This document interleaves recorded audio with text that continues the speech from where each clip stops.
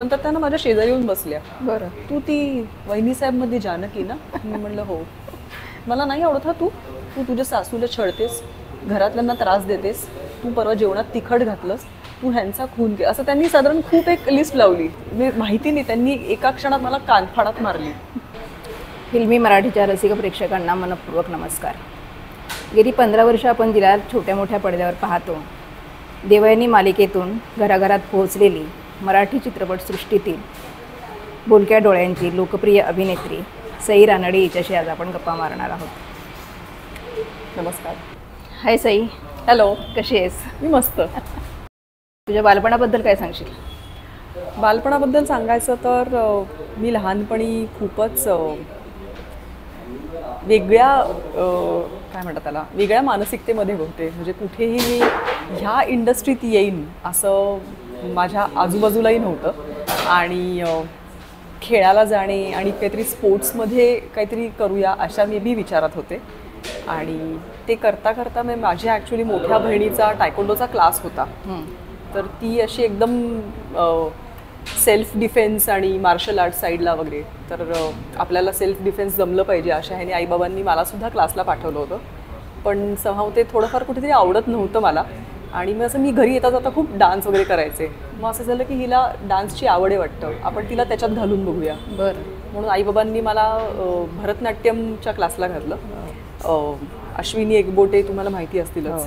तर त्या माझ्या भरतनाट्यमच्या गुरु. आणि त्यांच्याकडे मी इयत्ता दुसरीमध्ये असल्यापासून मी भरतनाट्यम शिकायला सुरुवात केली. आणि एक आमच्याकडे 5 वर्षाचा बेसिक कोर्स असायचा. तो कोर्स मी कंप्लीट केला. मला आमच्या क्लासचा साधना पुरस्कार म्हणून एक असतो की जो क्लासमधली सगळ्यात जी हुशार, सिन्सिअर प्लस रेग्युलरिटी आणि सगळ्याच म्हणजे सगळ्या गुणधर्म एक जिच्यामध्ये आहेत अशा विद्यार्थिनीला तो दिला जातो. अच्छा. तर तो मला मिळाला. त्यामुळे मला असं एक जाणवलं की आपल्यात भरतनाट्यम प्लस डान्सची थोडीफार गती आहे. म्हटल्यावर मला असं वाटलं की आपण डान्समध्ये काहीतरी करूया. तर कॉलेजमध्ये असताना वगैरे मला असं वाटलं की आपण आता मी आर्ट्स साईडला होते. फर्ग्युसन कॉलेजमध्ये मी ॲडमिशन घेतली होती. आणि मला असं वाटलं की ठीक आहे आपण डान्समध्ये करिअर म्हणून विचार करू शकतो. पण कॉलेज करता करता मला एकांकिका स्पर्धा आणि ते सगळं इतकं वेळ लागलं की मला असं जाणवलं की आपल्याला डान्स पण तेवढा आवडत नाही आहे, आपल्याला अभिनय आवडतो आहे. त्यामुळे मला ॲक्च्युली म्हणतो ना की बाळाचे पाय पाळण्यात दिसतात. तर ते खरं तर सुरुवात भरतनाट्यमपासून झाली अभिनयाची. आणि त्याचा कल नंतर पूर्णपणे अभिनयाकडे झुकला गेला. त्यामुळे अभिनय क्षेत्रात तर मी आहेच आता, पण डान्स पण तेवढाच येतो. वा. तुझ्या या क्षेत्रासाठी तुला आईवडिलांचा सपोर्ट कसा होता? आईवडिलांचा सपोर्ट इतका होता. रादर मी या क्षेत्रात येण्याआधी आता मी विचार केल्यावर मला असं वाटतं की खरं तर हे माझ्या आईबाबांनीच बघितलेलं माझ्यासाठीचं स्वप्न होतं, जे मी पूर्ण करायला घेतलं आहे आणि खूप लांबचा पल्ला गाठायचा आहे. आईबाबा माझ्याबरोबर प्रत्येक ठिकाणी यायचे. एकतर मी खूप लहान असल्यापासून फोटोशूट करून ते फोटो पाठवणे, बऱ्याच ठिकाणी जाऊन भेटणे या गोष्टीला सुरुवात केली. मी तर लहान होते, मला फार कळत नव्हतं. पण ते सगळे पत्ते शोधून काढून त्या ठिकाणी लोकांना फोन करून, तेव्हा लँडलाईन नंबर असायचे, फोन करून लोकांना ऑफिसमध्ये भेटायला जाणं, फोटो प्रिंट करून त्याच्यामागे ते स्टिकर चिकटवणं, स्वतःचं नाव, पत्ता, फोन नंबर. तर ह्याचं ते इतकं सगळं डिटेलिंग करून ठेवलेलं असायचं. त्यांनी ते असे सेट करून ठेवलेले असायचे. हे आपल्याला ह्या ऑफिसला द्यायचं आहे, उद्या आपल्याला त्या ऑफिसला जायचं आहे, तिकडे गेल्यावर त्यांना हे आपण मागच्या आठवड्यात भेटलो होतो ते त्यांना विचारायचं आहे. सो त्यांनी इतका त्यांच्या परीने त्यांना जमेल आणि पुण्यात राहून जमेल तेवढा त्यांनी R&D केला होता. मी मूळची पुण्याची आहे आणि born and brought up in Pune आणि आता नाव सेटल्ड इन मुंबई. म्हणलं तर करिअर सगळं मुंबईत असतं, पण माझी सुरुवात पुण्यातून झाली. आणि पुण्यामध्ये त्या काळामध्ये जे चालू होतं त्या अनुषंगाने माझ्या आईबाबांनी खरंच खूप मेहनत घेतलेली आहे. म्हणजे आता असं वाटतं की आता सगळं खूप आपल्याला 1 क्लिक अवे आहे, मोबाईलवरती आहे. आपण पटकन कुणालाही व्हॉट्सॲप करू शकतो, ईमेल करू शकतो, इन्स्टावरती DM करू शकतो. पण तेव्हा काहीच नव्हतं.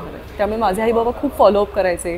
आणि मला असं ते घरी आल्यानंतरसुद्धा आपल्याला हे करायचं ते करायचं, तुला असं असं बोलायला शिकलं पाहिजे, तुला हे जमलं पाहिजे, डान्स येतो, बोलता पण आलं पाहिजे, वक्तृत्व स्पर्धा, असं ते खूप मला घरी तयार करायचा प्रयत्न करायचे, जे मला तेव्हा फार कळत नव्हता त्याचा सिरियसनेस. पण असं वाटतं की त्यांनी खूप मेहनत घेतली आहे. त्याचा फायदा आता होतच डेफिनेटली. आणि अजूनही ते तेवढेच प्रयत्नशील आहेत. म्हणजे आता मी माझं जे मालिका क्षेत्रामध्ये काम चालू असतं किंवा मी कुठलंही प्रोजेक्ट करत असते तर ते आवर्जून मला विचारतात की कुठलं काम आहे, कुठला चॅनल, कुठलं प्रोडक्शन. आता मी इतके वर्ष काम करता करता त्यांना कुठली प्रोडक्शन हाऊस आहेत हे माझ्याकडून ऐकून ऐकून माहिती आहे. हा डिरेक्टर, हां तू त्याच्याबरोबर ती सिरियल केली होतीस ना, त्यांना तेही फॅमिलियर आहे. मग कुठे शूटिंग असणार आहे काय, त्यामुळे ह्याच्यामध्ये एक आईबाबांची काळजी हा तर भाग आहेच, पण त्यांचंही ते तेवढंच माझ्याकडं स्वप्न आहे. त्यामुळे माझ्याप्रमाणे ते पण त्या ह्याच्यात अजूनही तेवढ्याच कार्यरत होऊन बघतायत. हो डेफिनेटली. वा, छान. तुझी पहिली मालिका कशी मिळाली आणि त्याबद्दलच्या आठवणी सांग.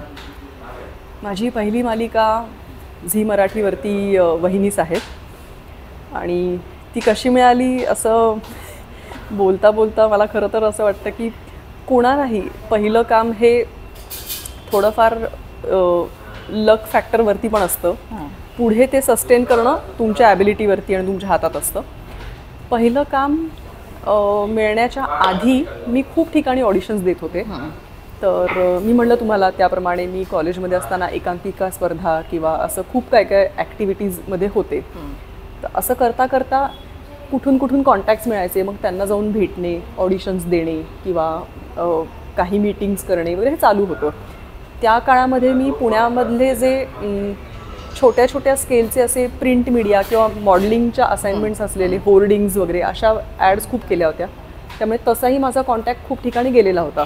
मॅगझिन्सवरती फोटो वगैरे यायचा. त्यामुळे माझं असं त्या लेवलवरती काम चालू होतं. पण अभिनय क्षेत्रात अशी सुरुवात नव्हती केली. तर मी असंच एक रँडमली ऑडिशन दिली होती आणि ऑडिशन देण्यासाठी आम्ही मुंबईला यायचो. बरं. ऑडिशन देणार आणि परत जायचो. त्यामुळे तो स्ट्रगल खूपच पुणे टू मुंबईपासून सुरू व्हायचा. तर काय झालं मला माहिती नाही. पहिली ऑडिशन झाली आणि त्यानंतर त्यांचा फोन आला की तुझं सिलेक्शन झालेलं आहे आणि वहिनी साहेबमध्ये जानकीची भूमिका आहे. त्यांनी मला सुरुवातीला सांगितलं नव्हतं की जानकी ही वॅम्प असणार आहे. त्यांनी सांगितलं की तिघींवरती सिरियल आहे, सुचित्रा बांदेकर, भार्गवी चिरमुले आणि मी. तिघी जणींमध्ये कोण वहिनीसाहेब होणार हा एक स्ट्रगल असणार असं. तर मला असं वाटलं की भार्गवी आणि सुचित्राताईचं नाव खूपच मोठं होतं. त्यामुळे मला असं वाटलं की बापरे, या मोठ्या ॲक्ट्रेसेसबरोबर आपण काम करायचं, आपल्याला तेवढं येतं का. पण नंतर कळलं की आपलं कॅरेक्टर पॉझिटिव्ह नाही आहे. एके दिवशी ते अचानक इतकं निगेटिव्ह होतं आणि मग ते असे इशारे वगैरे करून काहीतरी विखारी हास्य, चोरून ऐकणे वगैरे सगळे एक एक सुरू झाले. पण पहिलं काम मी खरंच असं म्हणीन की ते मिळण्यासाठी आपल्याकडे ती एक टर्म आहे ना की तो ब्रेक मिळाला. तो खरंच तो ब्रेक मिळावा लागतो. कारण का त्याच्यानंतर तुम्ही कसे काय तुम्हाला काय म्हणतात त्याला मेंटेन करताय किंवा कसं तुम्ही स्वतःला ग्रूम करताय ह्याच्यावरती तुमचं पुढचं भवितव्य अवलंबून असतं. पण ते पहिलं क्लिक होणं आणि ते मिळणं हे ठरली नशिबाची तेवढीच साथ असावी लागते. So I am very fortunate की मला झी मराठीवरती वहिनीसाहेबमध्ये पहिली भूमिका मिळाली. कारण का मी जेव्हा या क्षेत्रात सुरुवात केली तेव्हा झी मराठी अगदीच म्हणजे घराघरात फक्त झी मराठीच होतं. त्यामुळे अगदी मला कुठेही तेव्हा गेले की असं जानकी जानकी असे करायचे. तर जानकीचा काय अनुभव सांगशील एखादा खास? जानकीचा अनुभव एक तर माझ्या खरंच खूप लक्षात राहणार आहे. एक तर मी तेव्हा ना फक्त 19 वर्षाची होते. सो मी कॉलेज करता करता मी शूटिंग अपडाऊन करायचे. तर मी पुण्याला राहायचे आणि शूटिंगसाठी फक्त मुंबईला यायचे. मी नीता वॉल्वोनी ट्रॅव्हल करायचे आणि असं. तर एकदा माझं सगळं शूटिंग झालं होतं आणि मी परत चालले होते. तर मी बसमध्ये बसले होते आणि लोणावळ्याला वगैरे गाडी थांबली होती. तर मी अशी अर्धवट झोपेत प्लस बाहेर बघत होते. तर ते जे लोक खायला उतरतात ते खालती उतरले होते आणि माझ्या पुढे अशा एक आजी बसल्या होत्या. बरं. आणि त्या ना कंटिन्यूस अशा बघत होत्या की ही. तर मला असं वाटलं की ठीक आहे, ह्यांनी कदाचित मला ओळखलं असेल. तर नंतर त्यांना माझ्या शेजारी येऊन बसल्या. बरं. तू ती वहिनीसाहेबमध्ये जानकी ना? मी म्हणलं हो. मला नाही आवडत हा तू तुझ्या सासूला छळतेस, घरातल्यांना त्रास देतेस, तू परवा जेवणात तिखट घातलंस, तू तिजोरीच्या किल्ल्या हरवल्यास, तू ह्यांचा खून असं त्यांनी साधारण खूप एक लिस्ट लावली. मी म्हणलं हो असं आहे, मला नाही आवडत हा तू, मला तू पण नाही आवडत, तुझी सिरियल पण नाही आवडत. तर मला एकीकडे ते ऐकून असं खूप गंमत वाटली की सिरियल नाही आवडत म्हणता म्हणता त्यांनी तू हे केलंस ते केलंस करून खूप मोठी लिस्ट लावली आणि ती लिस्ट आहे त्या अर्थी त्यांनी ते पाहिलंय. म्हणलं ठीक आहे, ओके, ही पण एक प्रकारची प्रतिक्रिया आहे. तर मी म्हणलं हो असं आहे. आणि मला हसू येत होतं कारण ते इतकं त्या अशा तावातावानी बोलत होत्या. तर मी असं हो काय करू, मी आता मी आहे वाईट कशी दाखवली, मी काय करू. तर त्यांना वाटलं की मी मुळातच सई रानडे व्यक्तीच मी वाईट आहे. तर त्यांना इतका राग आला. आणि त्या आजी मुळातच अशा थोड्या हायपर होत्या. त्यांना असं वाटलं की काय माहिती नाही, त्यांनी एका क्षणात मला कानफाडात मारली. अरे आणि माझं असं ना 2 मिनिटं असं सगळं असं हे झालं की हे काय झालं आपल्याबरोबर. मारली? हो, त्यांनी मला कानफाडात मारली आणि व्यवस्थित जोरदार मारली. तर मला ॲक्च्युली हसू यायला लागलं की आणि सगळे असे बघतायत की काय झालं. आणि बसमध्ये बाकी तर सगळे लोक जे आपापल्या लोकांबरोबर आले असतात ते गप्पा मारत असतात. थोबाडीत मारण्यासारखं काहीच घडलेलं नसतं. त्यामुळे लोक पण बघतायत की काय झालं. आणि मला असं झालं की ओके, हे आपल्याबरोबर काहीतरी वेगळं घडलंय. मी त्या बाईंना म्हटलं की बाई, तुम्ही माझी सिरियल बघता नाही बघता, तुम्हाला मी नाही आवडत, सगळं ओके आहे. म्हटलं थँक्यू, मी तुम्ही हे जे काही केलं ही माझ्या कामाची पावती किंवा मी काम घाण करते ह्याचं मी एक स्वतःकडे असं घेते, पण थँक्यू. तर त्या नाही तू फार वाईट आहेस असं तसं वगैरे. म्हटलं ठीक आहे, आय टोटली अंडरस्टँड.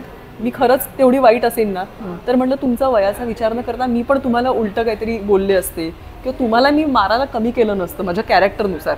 पण म्हटलं मी मुळात तशी नाही आहे. मला ना नंतर असं झालं की कधी एकदा पुण्याला पोचतोय, मला एका पॉईंटला असं झालं की काही सांगता येत नाही.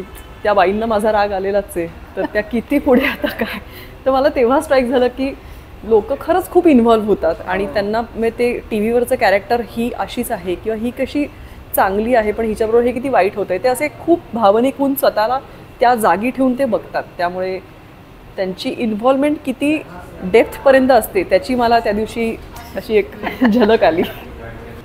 वहिनीसाहेबमधून सुरुवात आणि त्यानंतर देवयानी मालिका, घराघरात पोहोचली त्यानंतर तू. हो, देवयानी मालिका, त्यात पूर्ण वेगळी भूमिका होती तुझी, ते डोक्यावर पदर वगैरे. हो. त्याबद्दल काय सांगशील? खरं तर वहिनीसाहेब केल्यानंतर मी लगेचच कुलवधू सिरियल केली. अच्छा.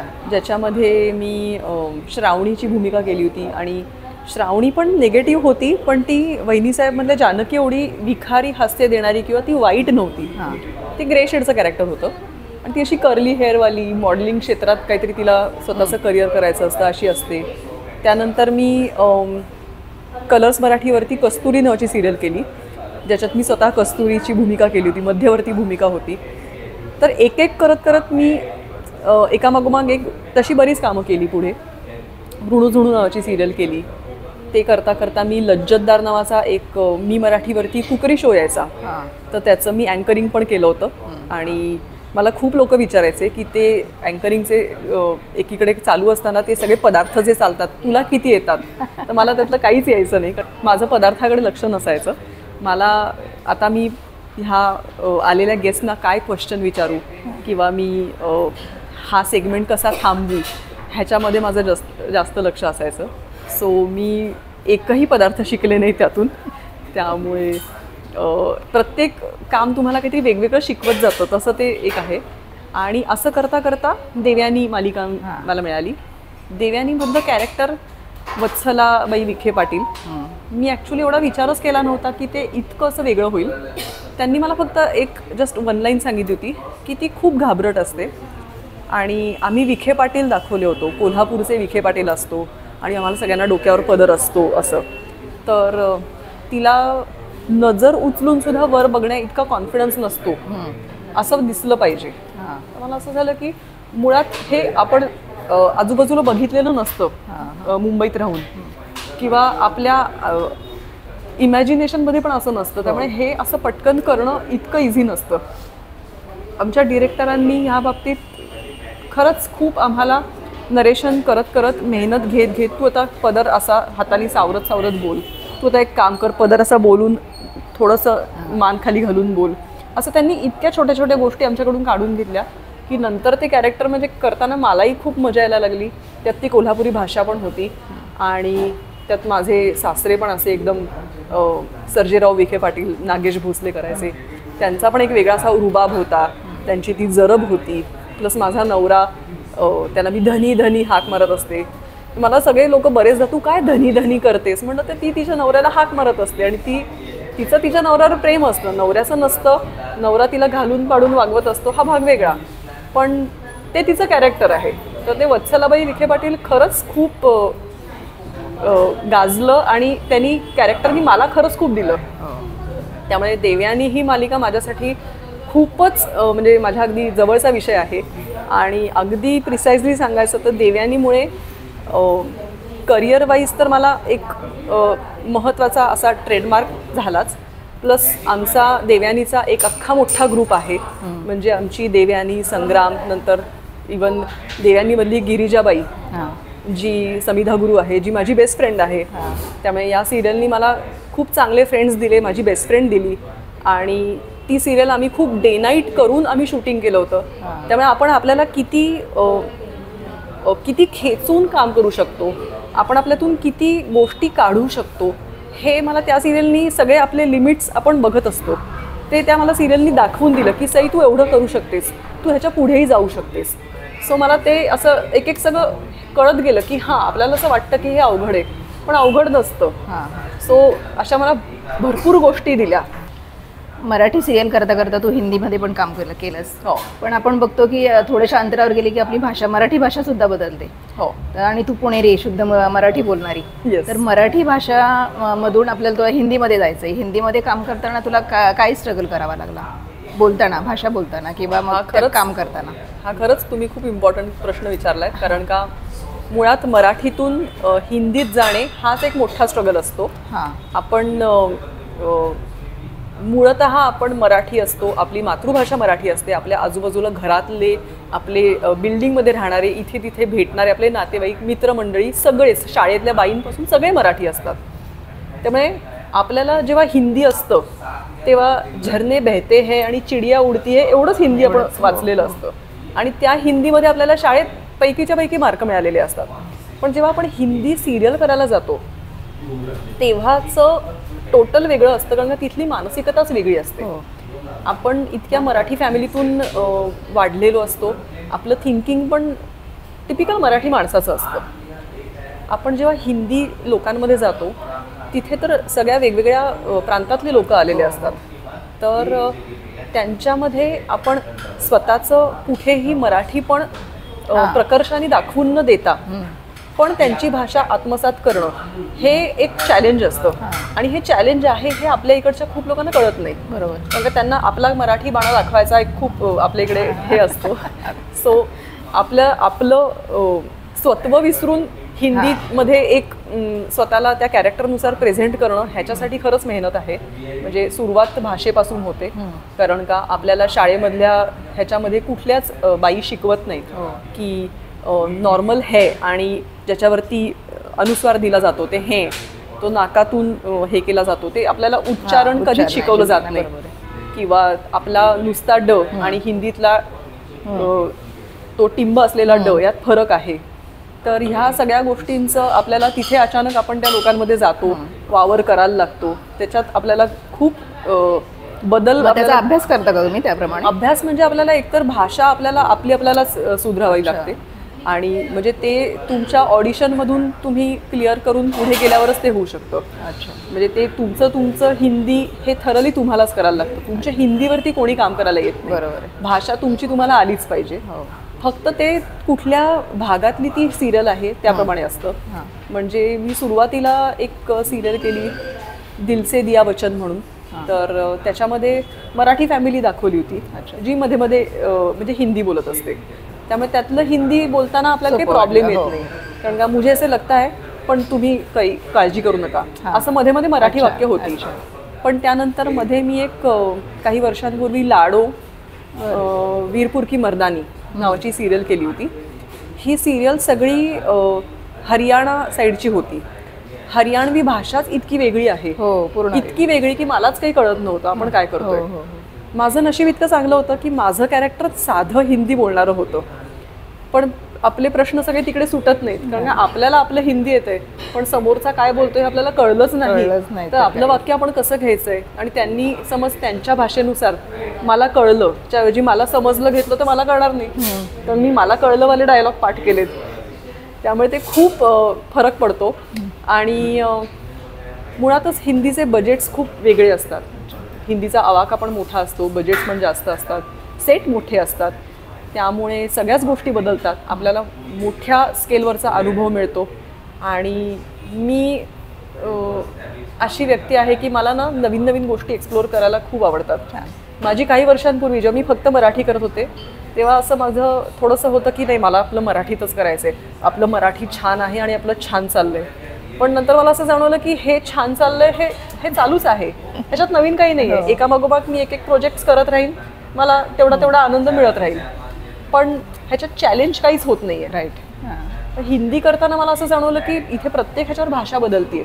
काही काही ठिकाणी गुजराती हेल आहे, काही काही ठिकाणी पंजाबी आहे, काही ठिकाणी आजकाल ते भोजपुरीचा सुद्धा एक हे लहेजा ऍड केलेला असतो, काही ठिकाणी मराठीचं थोडंसं प्रांतातलं दाखवलेलं असतं. त्यामुळे खूप वेगवेगळ्या गोष्टींचा अचानक आपण अभ्यास करायला लागतो आणि आपण वेगळ्या माणसांना भेटतो, जे खूप इंटरेस्टिंग असतं. सई, माझ्या वाचनात आलं होतं की रॅगिंग हा प्रकार सिनेसृष्टीमध्ये होतोय काहीतरी. तुझ्या बाबतीत पण असं काहीतरी झालं होतं असं वाचलं मी, तर काय सांगशील त्याबद्दल? हो, मी म्हणजे या बाबतीत मी कोणाची पर्टिक्युलरली नावं अशी घेणार नाही, पण अगदी खरं सांगायचं तर आपण जेव्हा नव्याने या क्षेत्रात आलेलो असतो तेव्हा आपण खूप नवशिकाऊ असतो. आपल्याला खूपशा गोष्टी माहीत नसतात, येत नसतात.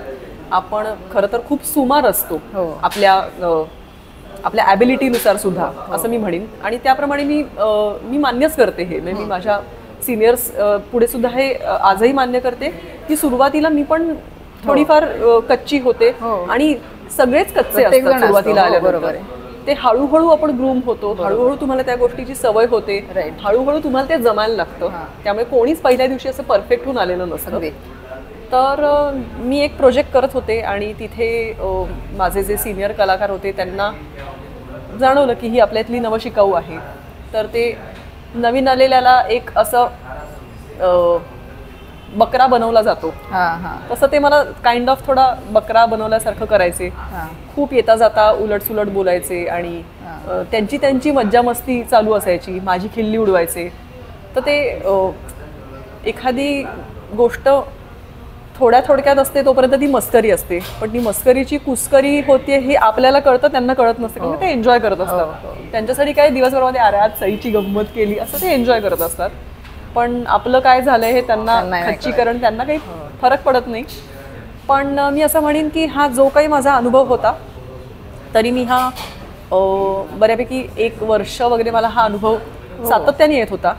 पण तरीही असेही काही चांगले लोक होते की जे माझ्या पूर्णपणे पाठीशी होते आणि ज्यांनी मला ह्या सगळ्या गोष्टींकडे कानाडोळा करून तू कामावर फोकस कर, तू स्वतःला अजून ग्रूम कर, तू छान काम कर, म्हणजे या सगळ्या गोष्टी बाजूला पडतील आणि तुझं कामच बोलेल असं होईल. आणि त्यांच्या ह्याच्यामुळे एक कुठेतरी होतं विश्वास की बाबा आपल्याला येतंय, ज्या अर्थी हे आपल्याला सपोर्ट करतायत त्या अर्थी खरंच आपल्याला येतंय. आणि तसं झालं. ते पर्टिक्युलर प्रोजेक्ट संपलं. त्यानंतर मला असं जाणवलं, म्हणजे आपण विचार तर करतच असतो, मला असं जाणवलं की खरं तर बरं झालं की ही अशी सिनियर मंडळी जी थोडीफार रॅगिंग करत होती किंवा माझ्याशी थोडी वेगळी वागत होती, पण त्यांच्या या वागण्यामुळे मला ॲटलिस्ट एक गोष्ट कळाली की इकडे सगळं छान छान नसतं. म्हणजे मी खूपच मी म्हटलं तसं पुण्यातून आले होते आणि आईबाबांनी इतका सपोर्ट केला होता आणि मी इतक्या अशा प्रोटेक्टिव्ह वातावरणातून आले होते की मी अगदी खरं सांगायचं तर आमच्या घरापासून पुणे स्टेशनला सुद्धा एकटी कधी गेलेली नाही आहे. तर इथे अचानक मुंबईतून पडल्यानंतर सगळं स्वतःचं स्वतः करायचं आणि अशा एकदम वेगवेगळ्या लोकांसमोर स्वतःला डील करायचं सोपं नव्हतं. पण मला असं झालं की बरं झालं मला असे अनुभव आले आणि सुरुवातीलाच आले सो दॅट एक आपण असे सगळं काय काय हे किती छान आहे, किती मस्त मस्त ग्लॅमर आणि हे ते असं आपण खूप ठरवून आलेलो असतो, काय काय बघत असतो. पण तसं नाही, खरी दुनिया वेगळी असते. त्यामुळे उलट तुम्ही तुमचा एक स्ट्रगल बघत असता, तुमचा स्ट्रगल करत असता आणि उलट तुम्ही एक वेगळ्या पद्धतीने तयार होता. आणि त्यांनी एक पॉईंट ऑफ व्ह्यूच माझा बदलला. म्हणजे मी त्यानंतर मला असं जाणवलं की इथे आपण थरली काम करायला आलोय, इथे कुणाच्याही गळ्यात गळे घालून आपण छान असे मैत्री आणि मैत्रीपूर्वक संबंध काही हे करणार नाही, आपापलं काम करूया आणि बाजूला होऊया. बरोबर. आणि ते मला अजूनही म्हणजे मी आजतागायत हे अवलंबते एक काही मोजके मित्रमैत्रिणी आहेत जे माझे अगदी खूप चांगले जवळचे आहेत, पण त्या व्यतिरिक्त मी कुठेही जाऊन खूप अशी अचानक खूप लोकांची मैत्रीच केली आहे इंडस्ट्रीमध्ये असं नाही होत. एवढ्या सगळ्या बिझी शेड्यूलमधून स्वतःसाठी कसा वेळ काढतेस? खरं तर आता अगदी प्रिसाइजली सांगायचं तर मला आता 17 वर्ष झाली या क्षेत्रामध्ये. आणि आता स्वतःचं स्वतः आवरून सगळी कामं करून शूटिंगला जाणं हे खूप सवयीचं आहे. म्हणजे जसं आपण स्वतःचं आवरून नोकरीला जातो, सगळेच जण आवरून आपापल्या कामाला जातात, तसंच सेम आम्ही आमच्या कामाला जातो. पण फक्त उठून तयार होऊन कामाला जाणे इथपर्यंतच हे मर्यादित नाही आहे. सिन्स चेहरा आपला स्क्रीनवर दिसतो त्यामुळे त्याचा मेंटेनन्स, त्याच्यासाठीची स्किन केअर, हेअर केअर, ती काळजी घेणं, मग ते शूटिंगला जायच्या आधी सकाळचं सगळं स्किनचं रिच्युअल करणं, तिकडे गेल्यानंतर सुद्धा खूप काय काय असतं. त्याच्यासाठीचे शूटिंगचे आमचे 12 तासाचं शेड्यूल असतं. तर आमचं शूटिंग एकतर मड आयलंड किंवा अशा एका भलत्या ठिकाणी असतं जिकडे तुम्ही पटकन काही मागवू नाही शकत. झोमॅटो, स्विगी पटकन येऊ शकत नाही, किंवा जरी मागवलं तरी सगळं असं चमचमीत पदार्थ किंवा असं अनहायजेनिक किंवा जंक फूडवाले पदार्थ खूप येतात जे आमच्यासाठी नाही सुटेबल. पण अशा केसमध्ये मला सकाळपासूनच माझे डबे घेऊन जावे लागतात आणि मी अख्खीच्या अख्खी मोठी अशी बास्केटभर सकाळपासून ते रात्रीपर्यंतचे सगळे डबे घेऊन जाते, ज्याच्यामध्ये जेवणाचा डबापासून ते संध्याकाळी लागणारे स्नॅक्सचे सगळे आयटम असतात, फळं, सॅलडपासून सगळं असतं. त्यामुळे शूटिंगची माझी जी बॅग असते त्याच्या व्यतिरिक्त ही खाण्याची बॅग असते, पाणी असतं, कारण का कधी कधी शूटिंगच्या सेटवरती पाणी त्यांच्याकडून प्रोव्हाइड नाही केलं जात सील्डवालं, तर अशा केसमध्ये स्वतःचं घरचं पाणी भरलेलं ते सगळं एक न्यावं लागतं. ही झाली शूटिंगला जायची तयारी. त्याच्या व्यतिरिक्त घरातलं सगळं एक जे आपल्याला आपलं आपलं मॅनेज करावं लागतं ते तर सगळं आहेच. आणि आल्यानंतर सुद्धा तो मेकअप सगळा व्यवस्थित काढणे, मेकअप काढल्यानंतर ती सगळी नाईट क्रीम आणि ते सगळे आफ्टर मेकअप सगळी रिच्युअल करणे ते एक असतं. आणि हे सगळं करून झोपायला उशीर होतो, कारण का शूटिंगवरून घरी पोचायला आजकाल ट्रॅफिक खूपच आहे. या सगळ्यामध्ये खूप वेळ जातो. कधी कधी काही काही गोष्टींचं असं होतं की आता घरी पोचल्यावर मला एकदाचा हे असं सगळं सामान टाकायचं आणि मला जाऊन झोपायचं आहे, पण ते नाही होत तसं करावं लागतं. आणि आल्यानंतर सुद्धा घरची कामं असतातच. त्यामुळे आता हे ॲक्च्युली सवयीचं आहे.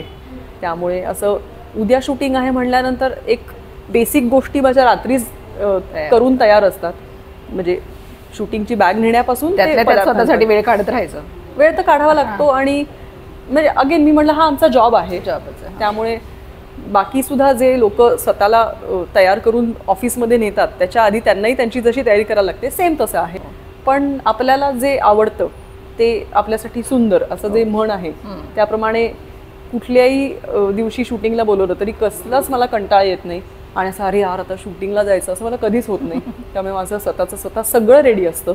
आणि मग मी कुठेही असले तरी मी माझी शूटिंगची बॅग बरोबर नेलेलीच असते, कारण का अचानक फोन आला की मी आता समज पुण्याला आहे आणि त्यांचा फोन आला उद्या शूटिंग आहे, तर पहिल्यांदा मी घरी जाणार, मग ते सगळं सामान घेतल्यावरच मी पुढे जाणार, तर मी डायरेक्ट जाऊ शकेन अशा मी तयारीत असते. सो हे फक्त आम्हाला आर्टिस्ट लोकांना तत्पर थोडं ठेवावं लागतं, जे पार्ट अँड पार्सल आहे. पण हा आमच्या प्रोफेशनचा भाग आहे आणि हे प्रोफेशन मला खूप आवडतं, त्यामुळे मी हे सगळं करायला तयार आहे. सो छान छान. असं एक म्हण आहे की जे होतं ते बऱ्यासाठी होतं. असं तुझ्या आयुष्यात तुला कधी वाटलं की हां जे झालं ते बऱ्यासाठी झालं? हे खरं तर असं आहे की मी असं म्हणेन की मी पहिल्या प्रोजेक्टसाठी मुंबईला आले हेच माझ्यासाठी जे होतं ते आपल्या भल्यासाठी होतं. कारण का एक तर मला पहिलं प्रोजेक्ट मिळालं, त्यातून माझं करिअर सुरू झालं. आणि माझ्या पहिल्या प्रोजेक्टसाठी मी मुंबईला आले. त्या मुंबईला येण्यामुळे माझी आणि सलीलची पण ओळख झाली. तिथेच माझं संसार पण सुरू झाला आणि तिथेच ॲट द सेम टाईम माझं करिअर पण सुरू झालं. त्यामुळे माझं आपल्याला तर मी करिअर काय करणार असे प्रश्न पडायच्या आधी मी ऑलरेडी मुंबईला आलेली होते. त्यामुळे मुंबईला येणं आणि अगदी खरं सांगायचं तर मी इतकी प्रोटेक्टेड फॅमिलीतून आलेली आहे ना. एकतर मी घरातली धाकटी आहे, माझी मोठी बहीण आहे, त्यामुळे आईबाबांच्या नंतर पहिल्यांदा सगळी कामं मी माझ्या दीदीला सांगायचे. मग ते तिघं इतकं मला असं त्यांनी काय म्हणतात त्याला घरचं शेंडेफळ म्हणून इतकं जपून ठेवलेलं होतं की कधीही स्वतःहून उठून काहीतरी केलंय असं खूप रेअरली व्हायचं. असं असताना अचानक सगळं बोरिया बिस्तर बांधून मुंबईला यायचं, स्वतःचं स्वतः आवरून सगळं सामान घेऊन रस्ते आणि काही माहीत नसताना शूटिंगला जायचं, वेळेत पोचायचं. कारण का आमच्याकडे वेळेचं खूप महत्त्वाचं असतं. 8:30ला सकाळी पोचायचं असतं म्हणजे असतं, कारण का तेव्हा मेकअप सुरू होतो आणि वेळेला महत्त्व आहे. त्यामुळे त्या ह्याच्यासाठी स्वतःला वेळेत आणणं, हे करणं, आपल्याला त्याचा इम्पॉर्टन्स त्या एजमध्ये येणं हे खरंच खूप महत्त्वाचं असतं. जे बऱ्यापैकी मला नंतर आला, म्हणजे 1-1.5 वर्षानंतर आला की इथे खरंच खूप गोष्टी वेळेनुसार कराव्या लागतात. आणि इतक्या अशा लाला लँडमधून उठून आल्यानंतर थोडं होतं असं, पण माझ्यासाठी ते खरंच खूप गरजेचं होतं. आपण म्हणतो ना की पाण्यात पडल्यानंतर सगळेच पोहायला शिकतात. तर मला असं वाटतं की जे सोडून मुंबईला आले म्हणजे माझ्यासाठी जे झालं ते भल्यासाठीच झालं. आणि रादर मी असं म्हणेन की कुठल्याही मुलांना ऑन युअर ओन काहीतरी करायचं असेल, इंडिपेंडंट व्हायचं असेल, तर आपल्या आईबाबांच्या पंखकोशातून बाहेर पडा, वेगळ्या ठिकाणी वेगळ्या शहरात जाऊन राहा. सेम शहरात तुम्ही दुसऱ्या घरात जाऊन राहिल्यानंतर आई सतत येऊन भेटणारे, कसले तरी लाडूचे नाहीतर चकल्यांचे डबे आणून देणारे, हे काहीही न मिळवता ऑन युअर ओन काहीतरी करा, सो दॅट तुमचं तुम्हाला जमेल, कळेल तुम्हाला खरंच हे सगळं आवडतंय का, जमतंय का, आणि हे करण्यासाठी किती मेहनत घ्यावी लागते, तुम्हाला किती आत्मनिर्भर व्हावं लागतं, हे सगळं आपल्याला कळतं. आणि त्याच्यासाठी माझ्यासाठी मुंबईत येणं हे माझ्यासाठी खूप इम्पॉर्टंट होतं. मुंबई सगळ्यांना काम देते, हे खरंच माझ्या केसमध्ये तर मला प्रत्येक क्षणी मला अशी त्याची उपरती मिळत जाते. कारण का असं वाटतं की हे काम नाही होणार, पण ते होऊन जातं. किंवा कधी कधी अनएक्सपेक्टेड गोष्टी इतक्या पद्धतीने पॉझिटिव्हमध्ये टर्न आउट होतात की असं होतं की हां, हे कदाचित मुंबईमध्ये असल्यामुळे असेल. तर ते एक खरंच आहे ज्याच्यावर मी तरी विश्वास करते. त्यामुळे जे माझ्यासाठी झालंय ते खूप भल्यासाठी झालंय आणि I am very thankful. Sai ती पुण्याची, हो, पुण्याची रानडे, सई रानडे. पुण्याची सई रानडे मुंबईची सई साने कधी झाली आणि कशी झाली? मी ॲक्च्युली जेव्हा मुंबईला करिअर करायला आले तेव्हाच म्हणजे सुरुवातीला मी माझ्या साईडचे एक रिलेटिव्ज आहेत जे ठाण्याला राहायचे, तर मी त्यांच्याकडे राहून मी शूटिंगला जायचे. तर ठाण्यावरून अंधेरीला शूटिंगला जायचं, लांब पडायचं. तर मग मला असं झालं की आपण अंधेरी पार्ले साईडला कुठेतरी पेईंग गेस्ट म्हणून राहूया, म्हणून मग मी तिकडे पेईंग गेस्ट म्हणून शिफ्ट झाले. पण माझे रिलेटिव्स पण ठाण्याला होतेच, मी त्यांना पण भेटायला यायचे. आणि माझा नवरा म्हणजे सलील साने, तो आणि मी आमची अशी खूप दुरून अशी एक ओळख होती. म्हणजे आमच्या फॅमिलीजची एकमेकांची ओळख होती. आणि आम्ही खूप पूर्वी एका लग्नात भेटलो होतो. हां, अच्छा. जेव्हा मी अगदीच 6वीत 7वीत असेल आणि सलील 12वीत असेल, आणि असं मी काहीच ओळख नव्हती. तर मग खूप वर्षांनी असं जेव्हा मी मुंबईला आले तेव्हा असं जाणवलं की अरे हां, ते एक साने फॅमिली आहे, ती ठाण्यात राहते. मग ते असं तेव्हा ऑर्कुट होतं, मग ऑर्कुटवरून ते असे फ्रेंड्स शोधणं, मग ते फ्रेंड रिक्वेस्ट पाठवून मग ते स्क्रॅप पाठवणं, मग ते असं तेव्हा खूप चालायचं. मग आम्ही नंबर एक्सचेंज केले. आणि नंतर असं जाणवलं की माझ्या ठाण्यातल्या नातेवाईकांचं घर आणि सलीलचं घर हे खूपच शेजारी होतं. मग मला असं झालं की मला ठाण्यात एक नवीन मित्र मिळाला, मग आम्ही सारखे भेटायला लागलो. आणि मला सुरुवातीला एवढं शूटिंग नव्हतं, त्यामुळे मी शूटिंग नसेल तेव्हा मी बऱ्यापैकी फ्री असायचे. मग मी आणि सलील सारखेच भेटायचो. आणि सलीलचंही ऑफिस अंधेरीला असायचं, कधी कधी तो मला शूटिंगला सोडून तो ऑफिसला जायचा. मग असं जाणवलं की हे जे मैत्रीचं नातं आहे हे छान वाटतंय खूप. आणि ते खूपच पटकन आम्हाला असं जाणवलं की आपण एकमेकांना आवडतोय. बरं, आमची इतकी फॅमिलीची ओळख होती की सलीलचे आईबाबा पण माझे खूप चांगले ओळखीचे होते. मी त्यांना काका काकू म्हणायचे. मी अजूनही माझ्या सासूबाईंना काकू म्हणते, कारण का त्यांनी मला असं खूप आपुलकीने सांगितलं की कधीही कुठलीही बाई जेव्हा सासू बनते तेव्हा आपण जनरली आहो आई वगैरे असं म्हणतो किंवा सासूबाई म्हणतो, पण कुठलीही बाई आईची जागा नाही घेऊ शकत. आई ही एकच असते. त्याप्रमाणे सासूचं नातं उगाच मला तुझ्यावरती असं आई असं टॅगमध्ये लादायचं नाही आहे. तुला जे कम्फर्टेबल वाटेल ते म्हण. आणि मला असं तेव्हा विचार केला, वाटलं की हे किती करेक्ट आहे आणि किती प्रॅक्टिकल आहे. त्यामुळे मी त्यांना म्हटलं की मी तुम्हाला एनिवेज काकू म्हणते, मी तेच कंटिन्यू करते. आणि त्याप्रमाणे मी त्यांना ॲक्च्युली काकू म्हणते. आणि माझे आई बाबा आणि माझे सासू सासरे हे इतके असे पहिल्यापासूनच छान फ्रेंड्स आहेत की आम्ही असे जेव्हा भेटतो म्हणजे ते आमच्याकडे राहायला येतात, माझे आई बाबा असताना येतात, तेव्हा म्हणजे असं एकत्र असं बसून एक छान अशी सगळ्यांची खिचडी पकलेली असते. आणि आता बोला काय करूया, मग पत्ते खेळणार आणि मग काय ना काय काय अंताक्षरी वगैरे काय काय चालू असतं. त्यामुळे माझी करिअरची सुरुवात 2007 मध्ये झाली आणि माझं लग्न 2009 3 जानेवारीला झालं. ओके. त्यामुळे माझं करिअर आणि माझा संसार किंवा माझा जोडीदार हे सगळं एकत्रच सुरू झालं. तू मालिकांसोबत चित्रपटांमध्ये पण भूमिका साकारलेल्या आहेत. हो. तर त्या चित्रपटांची काही नावं सांगा आणि छानसा अनुभव एखादा.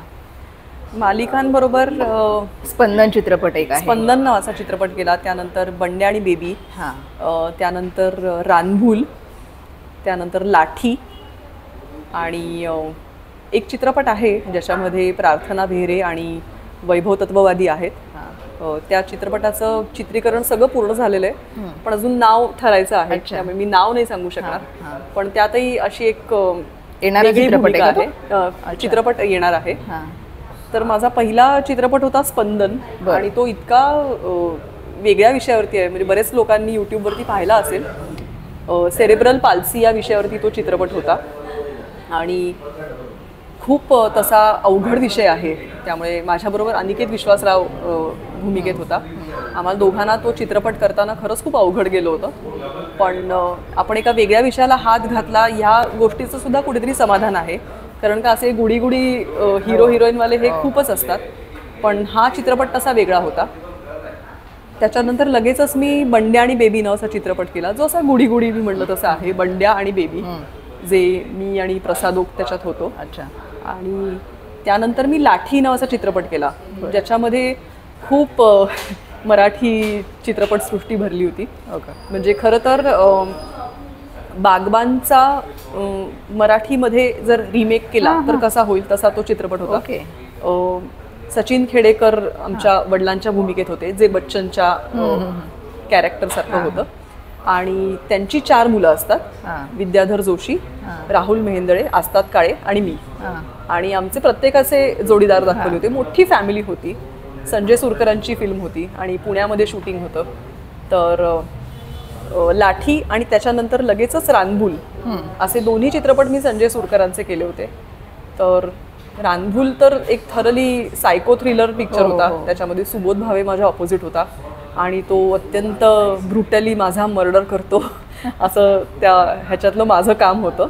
म्हणलं तर थोडी काय म्हणतात त्याला, वेगळी भूमिका होती, पण मी एक खूप एन्जॉय केलं. कारण का सुबोध बरोबर मी कुलवधू सिरियलमध्ये काम केलं होतं आणि सुबोध भावेसारख्या ॲक्टरबरोबर काम करणं ही माझ्यासाठी खरंच खूप तेव्हा मोठी गोष्ट होती आणि थोडी पर्वणी होती. त्यामुळे त्याच्याबरोबर फिल्मसाठी स्क्रीन शेअर करणं हे अजून एक वेगळं चॅलेंज होतं. आणि मी म्हटलं तसं त्याचं कॅरेक्टर एकदम सायको थ्रिलर होतं, जो कधीही काही वेगळा वागत असतो. आणि मला खरंच खूप वेगळा अनुभव देऊन गेलं ते कॅरेक्टर. त्यामुळे चित्रपटांचे पण हे अनुभव मला खरंच खूप छान आले. या व्यतिरिक्त मी एक पकडापकडी नावाची पण फिल्म केली, ज्याच्यामध्ये प्रसाद ओक आणि अशोक सराफ यांच्या डबल रोल दाखवला होता. आणि एक्झॅक्टली हे दोघं जण बहुरूपी घेऊन दुसऱ्या वेशामध्ये काहीतरी काय काय करत असतात वगैरे असं. गोविंदाचा आणि अमिताभचा पिक्चर आहे त्याप्रमाणे.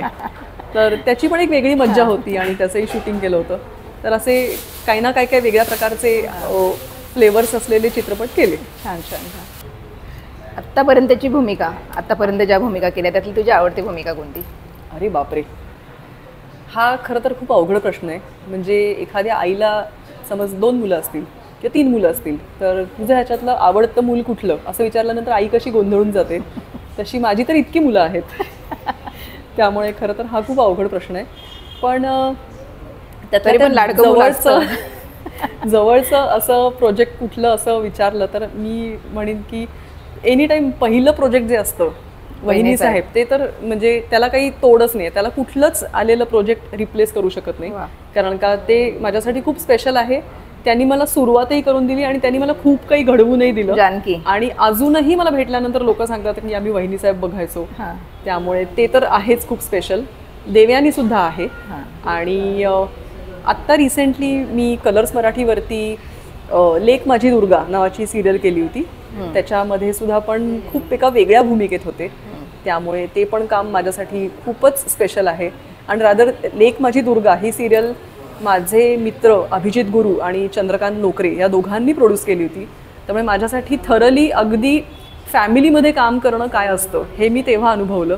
कारण का अभिजित गुरु समिधा गुरु माझे अगदीच बेस्ट फ्रेंड्स आहेत.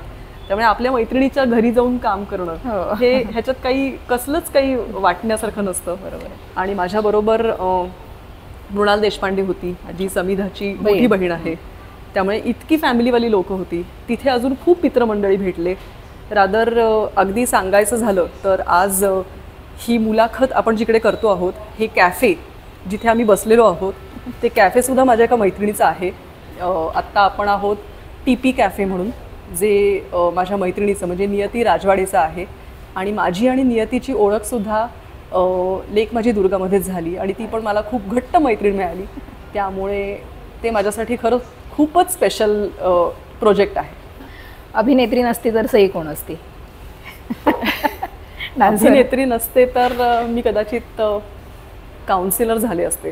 कारण का मला लोकांशी बोलायला खूप आवडतं आणि बोलायलापेक्षा मला लोकांचं ऐकायला खूप आवडतं. कारण का असं म्हणतात ना की you should be a good listener. Yes. तर आजकाल कोणाला ऐकायचंच नसतं, कोणाला ऐकायची कपॅसिटी संपलेली असते लोकांची. पण माझे फ्रेंड्स असं मला म्हणतात की तू खूप काउन्सिलर होऊ शकतेस चांगली, कारण का माझ्यात खरंच खूप ऐकण्याची कपॅबिलिटी आहे. किंवा माझे असे बरेचसे फ्रेंड्स किंवा जवळचे असे नातेवाईक आहेत ज्यांना काही काही गोष्टीत म्हणतात असं की मी त्यांना चांगले सल्ले दिलेत आणि त्यांना ते ओके वाटतात. सो मला असं वाटतं की मी कदाचित काउन्सिलिंगमध्ये काहीतरी केलं असतं. अरे वा. Rapid fire. ओके. चहा की कॉफी? अरे बापरे, कॉफी, आणि तेही ब्लॅक कॉफी. अरे वा. आवडता रंग? पर्पल. आवडतं ठिकाण फिरण्याचं? स्वित्झर्लंड. आवडता पदार्थ? खूप आवडतात पण डाएटमुळे नाही खाता येत. पुरणपोळी. आवडता अभिनेता? आवडता अभिनेता सुबोध भावे.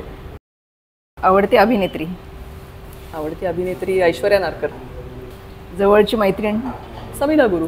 कोणत्या गोष्टीची भीती वाटते? कुत्र्यांची भीती वाटते, हाईटची भीती वाटते. रादर मला सगळ्याच पशु पक्ष्यांची, अच्छा, किडा मुंगीपासून झुरळ पालीपर्यंत सगळ्यांचीच वाटते. पण कुत्र्याची खूप भीती वाटते. कोणत्या गोष्टीचा कंटाळा येतो? घर आवरणे खूप कंटाळवाणं आहे, पण ते करायला लागतं. खूप छान वाटलं सई तुझ्याशी गप्पा Yes, मारून. मलाही खूप छान वाटलं आणि तू एवढा वेळ दिलास त्याबद्दल मनापासून आभार. नाही, थँक्यू सो मच. खरं तर असं आपण मुलाखत करतो तेव्हा आपण छान गप्पा मारतो आणि अगदी प्रिसाइजली सांगायचं तर आपण काय काय करिअरमध्ये केलेलं आहे या गोष्टींची एक प्रकारे उजळणी पण करतो. आणि असं होतं की हां, या सगळ्या गोष्टी केलेल्या आहेत पण अजून खूप मोठा पल्ला गाठायचा आहे. त्यामुळे असं खूप काही केलेलं नाही आहे, आपल्याला खूप लांब जायचं आहे ह्याची पण एक जाणीव होते आणि रादर नवीन एक उमेद येते. त्यामुळे थँक्यू सो मच. वेलकम.